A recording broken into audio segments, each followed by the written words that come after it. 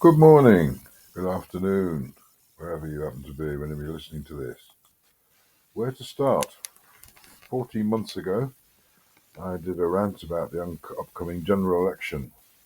Labour promised to smash the boats gangs, restart the economy, make a fairer society, cut taxes, boost the Northern powerhouse, and get everyone into work. So how has it gone? Taxes up. If you mention illegal immigration, you're a right-wing thug or a racist. Record number of illegal crossings across the channel. Pensioners losing the winter fuel allowance. Farmers taxed to a level where they may lose their farms. Electricity up, gas up, food up. People who create wealth are leaving the country. Unemployment up. And a Prime Minister who's the most unpopular since records began. And let's face it, he's up against some pretty stiff competition on that one. In the interests of fairness, I'm trying to think of something he's got right. There must be something, but nothing springs to mind. Here is a man with children, married, who cannot define a woman. It just beggars belief.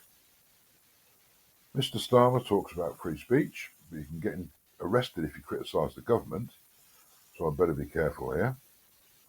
They are terrified of reform, who's leading in the polls, and have resorted to calling reform, and maybe the supporters as well, right-wing and racist. People who express concern about the uncontrolled borders are condemned as right-wing and racist. Rachel from Accounts has come up with an idea of allowing EU citizens to work and live here, and the same for our people going back to the EU.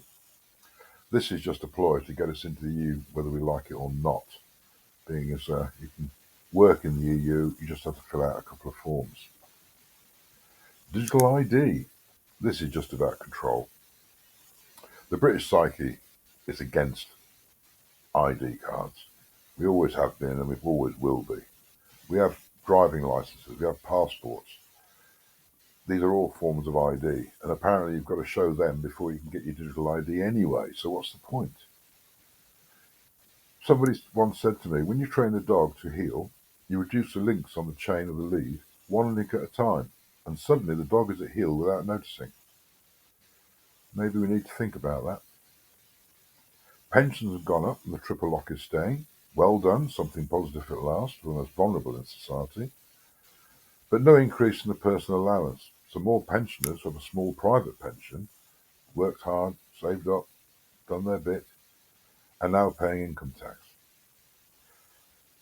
They don't seem to realise that pensioners are on a fixed income and cannot just pop out and do a bit of overtime if they need more money for something.